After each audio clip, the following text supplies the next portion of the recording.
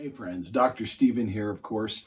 It's week 4 in our Intro to the Bible class. And this week we've got a couple just fun things. First is my next interview with the author Glenn Powell. He's going to talk about a reader's Bible and about having a community Bible reading experience. I think it's going to stimulate everybody and be thoughtful, and it's going to make you just think, is this something maybe our church or our small group could do as we approach the scriptures and look how we can better engage the Bible. And I think you're going to really enjoy it. The second thing, and it's going to be at the end of my comments right now, has to do with the Grudem text. I do a little teaching. I don't do much teaching really in this video format. However, I just wanted to clarify and talk about the original manuscripts of the Bible, which is what you'll be reading in Grudem's text. And so I'm going to go to my kitchen and do a little show and tell.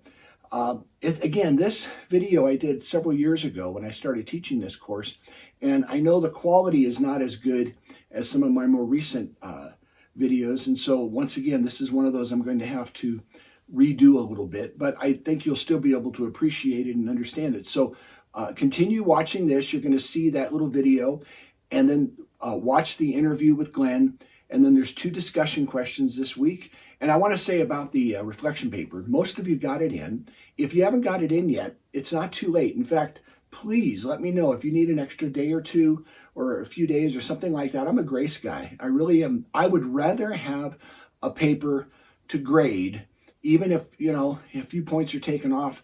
That's better than not turning something in. I want every one of you to be successful. So if you have any issues with that, please reach out to me, email me, and we'll work on a solution for you.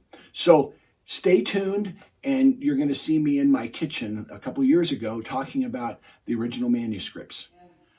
I'm in my kitchen today. Thought I would prepare a little something for you in just a minute to talk about this week's reading and understanding scriptures, which has to do with the reliability of both the Old and New Testament manuscripts.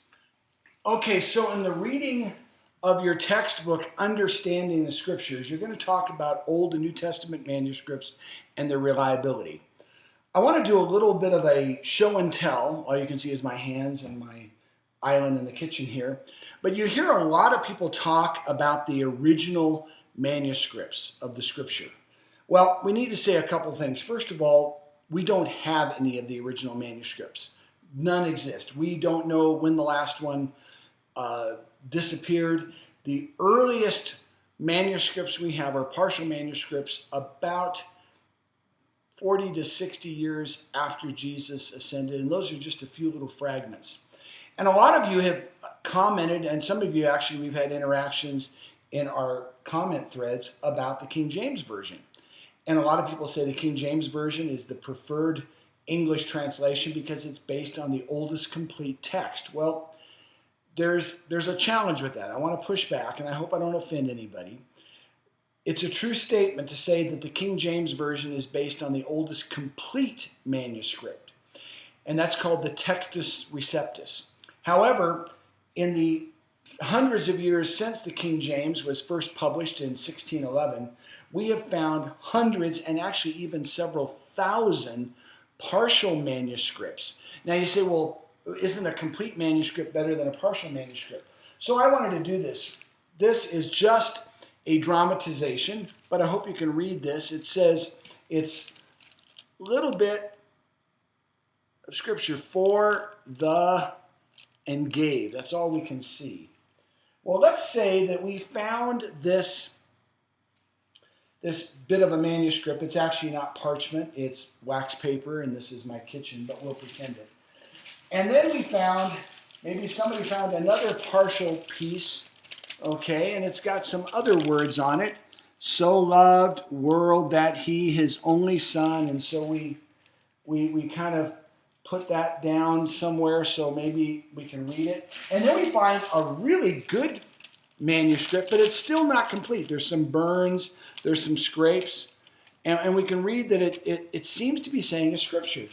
For God so loved the world, and we start kind of lining up these together, and then we find even another piece that's got part of it cut off because all these manuscripts are so old, they have things cut off. And we're able to lay that over. And I don't know if you can see this clearly, but when you lay them all over on top of each other, we can clearly see it says, "For God so loved the world that he gave his only son." And of course, that is the passage that we know of as John 3:16. And that's what these partial manuscripts have essentially done. There are hundreds and hundreds, even thousands of partial manuscripts of portions of the scripture. And when they essentially overlay them on top of each other, they were able to come up with complete manuscripts. And so the manuscripts that the more modern translations are based on, the New American Standard, the ESV, the NIV, the New Living Translation, the Revised Standard Version, the New Revised Standard Version, some of those others, they are all based on groups of manuscripts that are not, quote, complete, they're not full, but they date back much earlier than the Textus Receptus that the King James was based on. And so while the King James is a wonderful translation, it was the first, not really the first English translation, the Tyndale was the first, but it was one of the early translations into English. It was very good, but we have some very, very good translations now. Now I have a couple of books here. Let me adjust this just a little bit. I have an Hebrew Old Testament, and if you look at it, it's got Hebrew on one side and English on the other. I have my Greek text. This is the one I used all through seminary, and it doesn't have any English in it. It is just Greek. And I had to study this in seminary. I had to study Greek. Actually, I'll be completely truthful with you. I studied Greek for a year. I have 12 graduate hours of Greek, and I only have 4 graduate hours of Hebrew because I found Greek just a little bit easier than Hebrew. But the truth is, neither one of those really made me an expert in Greek or Hebrew. My professors were all experts. They had had years and years of studying Greek and Hebrew.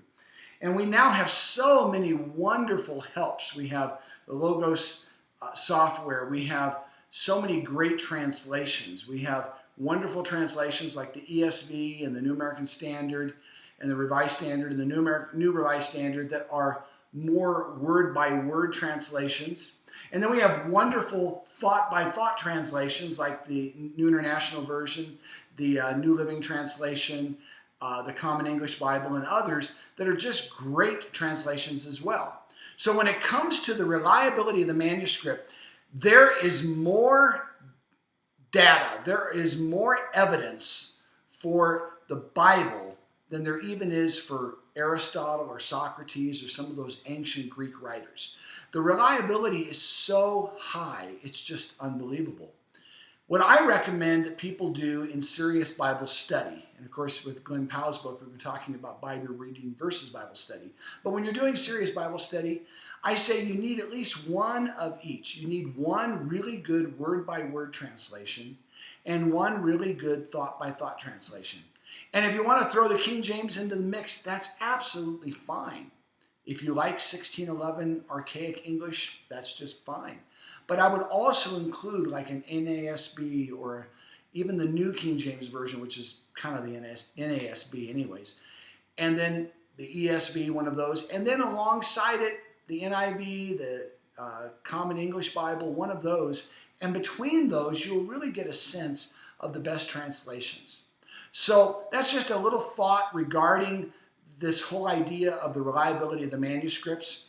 On another note, I want to comment that the video this week, the interview between me and Glenn Powell, is wonderful. It's where Glenn really starts now talking about the idea of a reader's edition of the Bible and how we can read the Bible in the way that it was originally intended as opposed to studying the Bible and really do both of them. They're two different functions, and I think you'll really enjoy the video. God bless you guys. Have a great week.